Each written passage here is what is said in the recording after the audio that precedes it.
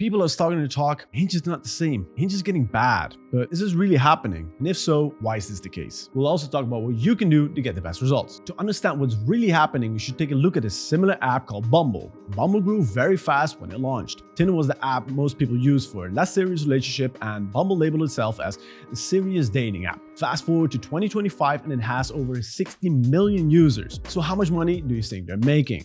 Well, the amount of money that they've made in the last 5 years in total is this much. So what has this to do with Hinge? Well, the motto of Hinge goes as follows: designed to be deleted. Now, what happens when the app gets deleted? Exactly, they get no more money. So what do they need to do? They need to get the most amount of money out of you before you delete it, or stop you from deleting it. So this is the change that has been happening recently. Hinge has moved away from giving everything out for free. Now, is this moral? I think it is. It's a company that needs to keep the lights on, and it's only fair that they charge money for their services. Now, the way that they do it, it's a little bit sneaky. Before you can understand what Hinge is doing, you need to understand what levers are available in online dating. We start with person A.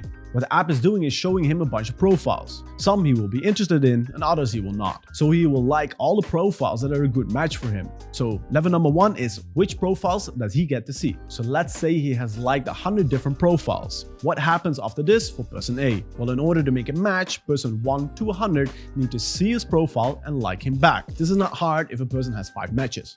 But what about a hot girl that has 400 likes or even 4,000 likes? When this is the case, the chance of her seeing your profile gets smaller and smaller. And even though you might be the perfect match for her, she won't see you. So level number 1, which profiles do you see? Level number 2 is who sees your profile. Optimizing level 1 and 2 for all your customers will do one thing.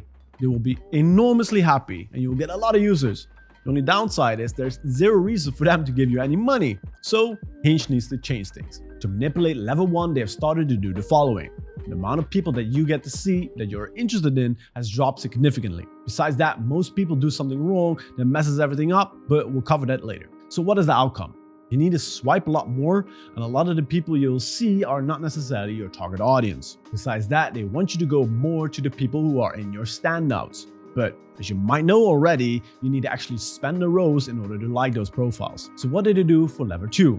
Well, level 2 has 2 components. The first component that is influencing their shown profiles are roses and Hinge X profiles. These profiles are required to be at the top due to the obligation that they have to those people who are actually paying. So it doesn't matter how relevant you are, they will be at the top. This makes people have to scroll through a lot of irrelevant profiles just to get to see you. So what's the end result? A worse user experience. And this is the reason why people are saying Hinge is getting bad. Now you get the issue. You cannot find relevant matches and they cannot find you. Does this mean online dating doesn't work anymore? Not exactly, so let's cover what to do. For the first solution, you're going to hate me, but how easily you adapt to this will make a big impact on your results. Tell me what all of these companies have in common. These are all companies that make your life easier and bring you a lot of value. Did you know that the average customer for Starbucks spends $14,000 in their lifetime on a shitty coffee? Okay, maybe that's an exaggeration because I don't actually think Starbucks coffee is bad, but that's not the point. The point is you're willing to spend thousands of dollars on coffee. Yet, people are not willing to spend a single dollar on a dating app. You're not willing to work for free. So don't expect dating apps to do that either. Since you've got over that hurdle, let's talk about the best ways to spend your dollars. And after that, I'll also give you some tips that don't require any money. The first great value for money move is to purchase Hinge X. This will make your profile a little bit more visible and recommend you better matches. Now, is this the cheapest? No, but it's decent value for money. The second thing you should do is start gaming the like system. When a hottie opens the app, what you want to be doing is be at the top of their feed. Now, the smartest way to do that is with roses.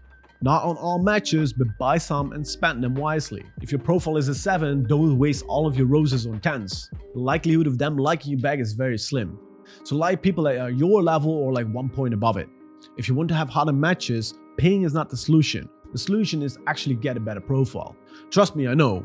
We have clients that are like, hey, how can I spend thousands of dollars on dating apps? But if the problem is the profile, the problem is the profile. If you want to learn more about how to actually get a better profile, you should subscribe. Now we've covered pay-to-win strategies. Let's talk about what else you can do. First thing is some self-control.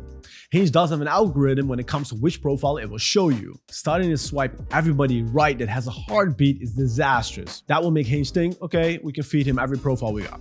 And results, you're getting more and more low quality profiles in your feed. So only swipe on people when you're actually in the right mindset. Second thing you should do is play around with your profile. This means change some photos around or replace them and see the results. You can also experiment with using different prompts. Realize that you probably have a lot of ground to gain purely with which prompts you use. We actually have a video about optimizing your Hinge profile, so make sure to watch that one. And subscribe for future videos. Now, time to cover what will get you the best results, but what will also be the most expensive. There's a company that will manage your Hinge, Tinder, and Bumble profile for you.